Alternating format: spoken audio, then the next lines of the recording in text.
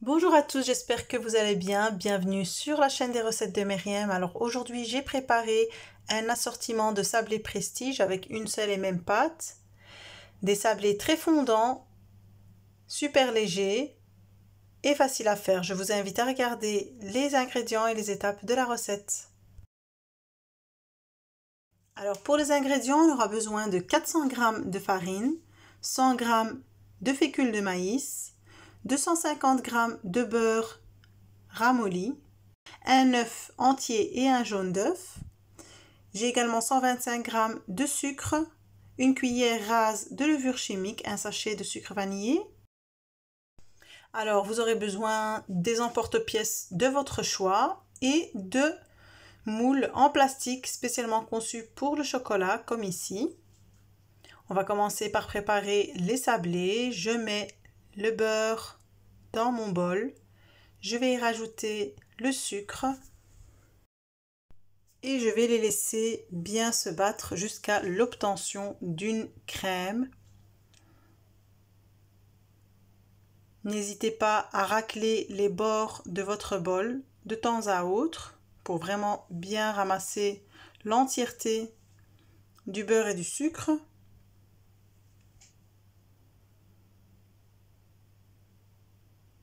Donc une fois que j'ai obtenu une belle crème, je vais y rajouter mon œuf et mon jaune d'œuf. Je vais continuer de battre.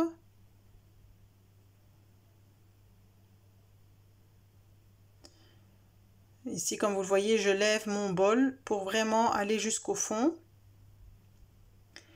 Je racle les bords et je rajoute le sachet de sucre vanillé, la levure chimique, l'arôme. Je mets quelques gouttes ici d'arôme vanille et je vais continuer de le battre jusqu'à l'obtention d'un mélange bien homogène. Alors une fois que j'ai obtenu un mélange bien homogène, une espèce de crème, je rajoute la farine et la fécule de maïs et je n'utilise plus le fouet. Le but ce n'est pas de pétrir la pâte mais juste de la ramasser. Donc je vais utiliser la feuille de mon robot et dès que je vois que la pâte s'est ramassée sous forme de boule, je vais arrêter. Donc la pâte s'est ramassée et j'arrête directement. Il ne faut vraiment pas la pétrir. On obtient une belle pâte bien souple et bien lisse. Donc j'ai laissé ma pâte poser 15 minutes et je vais commencer à l'étaler entre deux feuilles de papier sulfurisé pour que ce soit plus facile. Donc je vais essayer de l'affiner. Alors les miens ne sont ni trop fins ni trop épais. Donc je vous montre ici à l'image et je vais commencer à couper avec les emporte-pièces que j'ai choisis.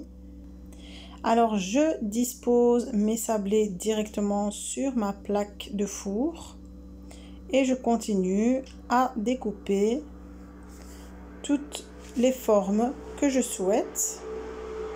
Je préchauffe le four à 180 degrés, haut et bas.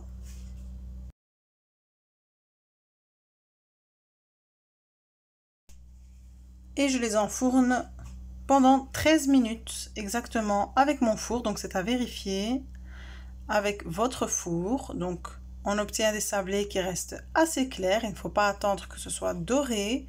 Vous voyez, le bas est très clair. La couleur dorée est super claire. Ils sont bien cuits, il faut attendre qu'ils soient bien froids pour pouvoir les manipuler car ils restent fragiles à la sortie du four. Et donc on va les laisser refroidir et je vais préparer donc la décoration que je vais utiliser, faire fondre le chocolat que je vais utiliser. Alors ici j'ai fait fondre du chocolat au lait. J'ai une tablette ici de 200 g et j'ai aussi fait fondre une tablette de chocolat blanc. Et je vais commencer donc à disposer le chocolat fondu dans les cavités de mes moules. Je le mets juste à la cuillère et je fais ça proprement.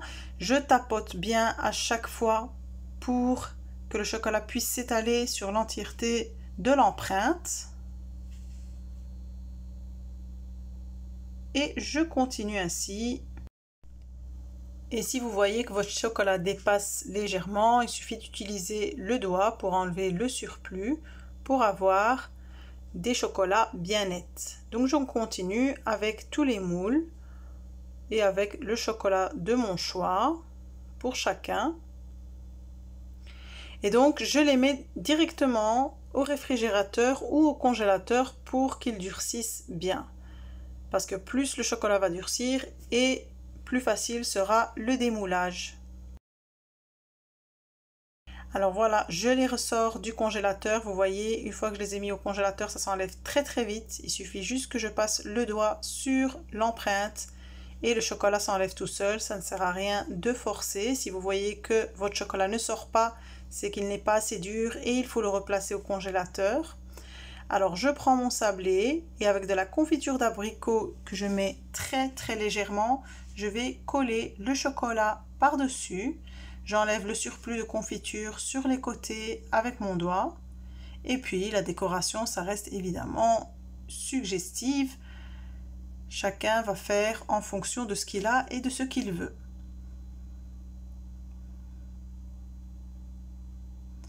Et comme il faisait très très chaud chez moi, je les mettais directement au réfrigérateur. Donc la confiture à mettre juste au centre, il faut en mettre très peu, il ne faut pas que ça déborde partout. Puis ici je remets du chocolat blanc au centre. Et on tapote bien si on veut étaler le chocolat. Je rajoute quelques perles de sucre.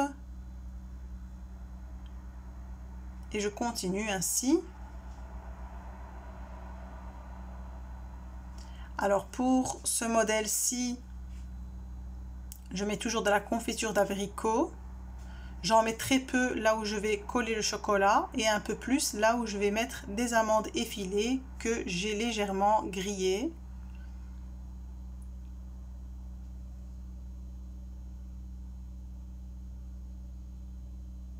Ce sont des petits ajouts qui vont à chaque fois donner un goût différent à chaque sablé. Alors ici j'utilise de la confiture de fraises, très peu pour pas que ça dépasse encore une fois sur les côtés et j'en remets au centre.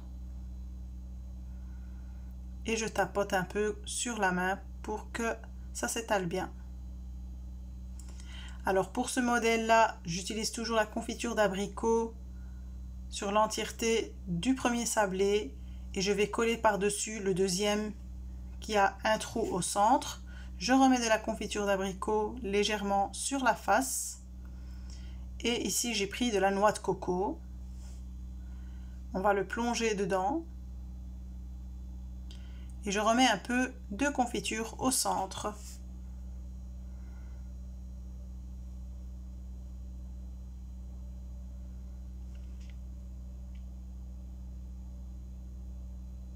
Alors voilà, mes sablés sont terminés, le chocolat bien refroidi. Alors si vous cherchez vraiment une bonne recette de sablé, je vous invite vraiment à tester ma recette.